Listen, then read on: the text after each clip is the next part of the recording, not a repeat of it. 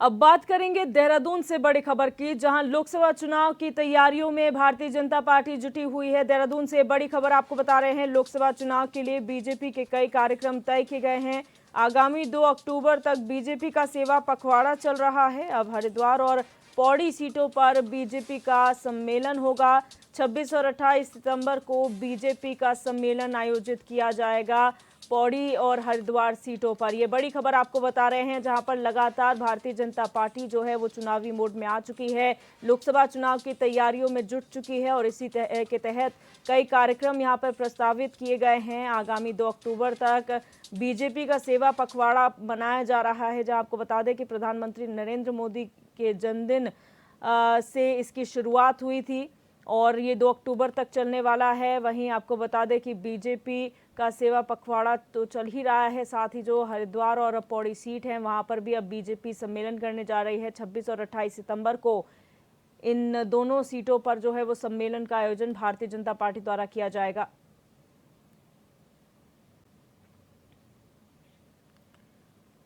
तो कहीं ना कहीं लोकसभा वार यहाँ पे भारतीय जनता पार्टी अपना जो कार्यक्रम है वो तय कर रही है। आपको बता दें कि पौड़ी और हरिद्वार ये सीटें हैं जहां पर सम्मेलन बीजेपी द्वारा किया जाएगा और 26 और 28 तारीख के लिए ये प्रस्तावित है। वहीं आपको बता दें कि प्रधानमंत्री नरेंद्र मोदी के जन्मदिवस से शुरू हुआ सेवा पखवाड़ा 2 अक्टूबर तक चलने वाला है। तो ये तमाम कार्यक्रम भारतीय जनता पार्टी द्वारा रखे जा रहे हैं। एक के तहत जो सेवा पखवाड़ा है उसके तहत यहाँ पर समाज कल्याण के कार्य किए जाएंगे, जैसे ब्लड डोनेशन कैंप से दवाइयों का वितरण किया जा रहा है, फल वितरण किया जा रहा है, साफ सफाई की जा रही है। ये तमाम ऐसे कार्यक्रम हैं जो सेवा पखवाड़ा के तहत किए जा रहे हैं। तो वहीं अगर बात करें लोकसभा चुनाव की, तो इसके तहत लोकसभा वार यहाँ पर सम्मेलनों का आयोजन हो रहा है और 26 और 28 सितंबर को पौड़ी और हरिद्वार सीटों पर सम्मेलन का आयोजन किया जाएगा बीजेपी द्वारा। तो अपने ग्राउंड की ताकत जो है मजबूत करने का पूरा प्रयास भारतीय जनता पार्टी द्वारा किया जा रहा है।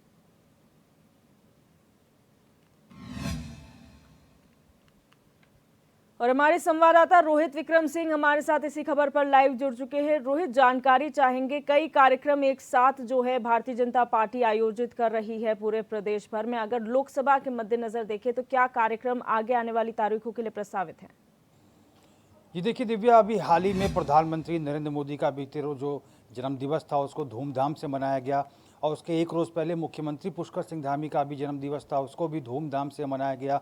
जगह जगह कीर्तन किए गए, हनुमान चालीसा के पाठ किए गए, 48 दिए जो है हर ब्लॉक में मुख्यमंत्री के नाम पे, प्रधानमंत्री के नाम पे जलाए गए और 5100 यूनिट जो है ब्लड इकट्ठा किया गया है, डोनेशन कैंप लगाया गया था। इन ब्लड को जो है ज़रूरतमंद अस्पतालों तक पहुंचाया जाएगा ताकि जो डेंगू का प्रकोप पूरे प्रदेश में फैला हुआ है उससे लोगों को निजात मिल सके। और उसके साथ ही हम बात करें तो अभी 11 सितंबर को टिहरी लोकसभा सीट के लिए लोकसभा स्तर का सम्मेलन राजधानी देहरादून में हुआ था, जिसमें लोकसभा सीट में जितने भी बड़े नेता, चाहे वो राज्यसभा सांसद नरेश बंसल हो या फिर विधायक खजान दास हो, विधायक मुन्ना सिंह चौहान हो, मंत्री गणेश जोशी हो, ये तमाम लोग जो है टिहरी लोकसभा जो सीट है उसकी टीम में ये लोग शामिल हैं। उनके साथ में सैकड़ों पदाधिकारी और कार्यकर्ता भी शामिल हैं। और इसके साथ ही 12 सितंबर को नैनीताल लोकसभा सीट पर सम्मेलन हुआ, 13 तारीख को अल्मोड़ा लोकसभा सीट पर सम्मेलन हुआ।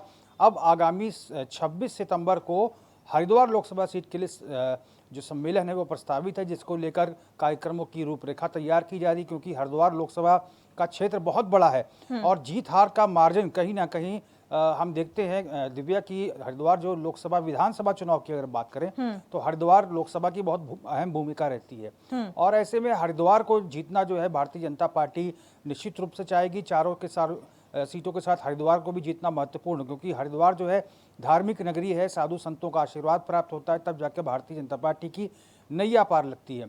और उसके साथ ही 28 सितंबर की अगर हम बात करें तो पौड़ी लोकसभा सीट के लिए सम्मेलन प्रस्तावित है। और इसके साथ ही जो सेवा पखवाड़ा कल से प्रारंभ हुआ है भारतीय जनता पार्टी का, जो राष्ट्रपिता महात्मा गांधी के जन्मदिवस तक रहेगा 2 अक्टूबर तक, इसमें बहुत सारे जन कल्याणकारी योजनाओं को जनता तक पहुंचाया जाएगा, चाहे वो समाज कल्याण विभाग की विकलांग पेंशन योजना हो, विधवा पेंशन योजना हो, वृद्धावस्था पेंशन योजना हो, प्रधानमंत्री आवास योजना, इन तमाम योजनाओं से जो लोग छूट गए हैं। हालांकि इस प्रकार के आयोजन जो है भारतीय जनता पार्टी समय समय पर करती रहती है, लेकिन भारतीय जनता पार्टी का इस बार लक्ष्य है कि कोई भी ऐसा व्यक्ति जो सीमावर्ती क्षेत्र में रहता है वो इन योजनाओं के लाभ से वंचित ना रहे। और इसके साथ ही हमने देखा था कि अभी वोटर चेतना अभियान चला था करीब 5 दिन का, जिसमें हर विधानसभा क्षेत्र से 10,000 नए वोटरों को इकट्ठा किया गया था। काफी हद तक सफलता भारतीय जनता पार्टी को इसमें मिली है। नए वोटर्स को चुना गया है, उनके मतदाता पहचान पत्र बनाए गए हैं। और इसके साथ ही एक अभियान भारतीय जनता पार्टी का और चलने वाला है, जो कि कल से 19 सितंबर से 24 सितंबर तक रहेगा, जो कि आयुष्मान कार्ड, जो अटल आयुष्मान योजना है, जो कि स्वास्थ्य से संबंधित है।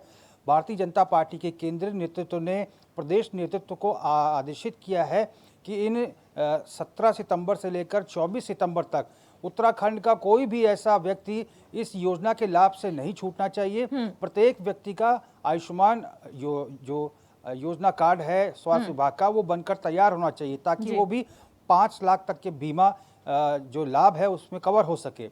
और इसके साथ ही वोट जो मतदाता पहचान पत्र है, मतदाता पहचान पत्र में किसी का नाम ना छूट जाए, इसके लिए प्रत्येक विधानसभा क्षेत्र में जो मतदाता सूची है उसके हर पन्ने के लिए पन्ना प्रमुख की नियुक्ति की गई है। भारतीय जनता पार्टी का भी कुछ दिन पहले सरल ऐप लॉन्च हुआ था। सरल ऐप में तमाम जो वोटर्स हैं उनके सत्यापन किए जा रहे हैं और पूरा प्रयास यही हो रहा है कि सभी लोगों तक भारतीय जनता पार्टी के जो पन्ना प्रमुख हैं, बूथ पालक हैं, ये पहुंचने का प्रयास करें और केंद्र सरकार की उपलब्धियों को, राज्य सरकार की उपलब्धियों को जनमानस तक पहुंचाए। ये अभियान आगामी 24 सितंबर से लेकर 2 अक्टूबर तक चलने वाला है। तो ये तमाम कार्यक्रम है जो भारतीय जनता पार्टी के लगे हुए हैं।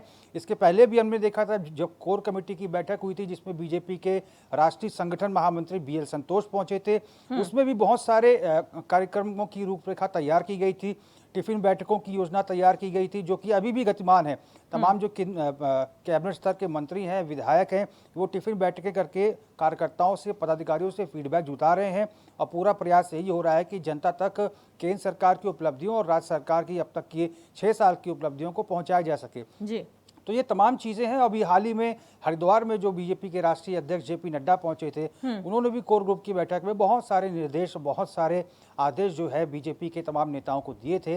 मुख्यमंत्री को, सरकार को सही तरीके से संचालित करने की जिम्मेदारी दी गई है, तो वहीं संगठन को धार देने के लिए बीजेपी के प्रदेश अध्यक्ष महेंद्र भट्ट को जिम्मेदारी दी गई है और पूरा निर्देश दिया गया है कि सरकार और संगठन में समन्वय हो और पूरा प्रयास हो कि आगामी 2024 के लोकसभा चुनाव में 5 सीटों पर थंपिंग मेजॉरिटी के साथ बीजेपी की झोली में 5 सीटें आए। बिल्कुल। और रोहित, हमने हमेशा देखा है कि भारतीय जनता पार्टी विपक्ष से कई कदम आगे रहती है अगर प्रचार प्रसार की बात करनी हो, जनता के बीच जाना हो। लेकिन विपक्ष की बात की जाए, कांग्रेस की खास तौर पर, तो यहाँ पर कांग्रेस जो है वो कहीं न कहीं पीछे होती हुई नजर आती है। अगर कल की हम बात करें, प्रधानमंत्री नरेंद्र मोदी के जन्मदिवस को उन्होंने मनाया था बेरोजगारी दिवस के तौर पर, तो किसका पलड़ा ज्यादा भारी जनता के बीच में नजर आ रहा है कि दोनों का टारगेट है जनता को साधना?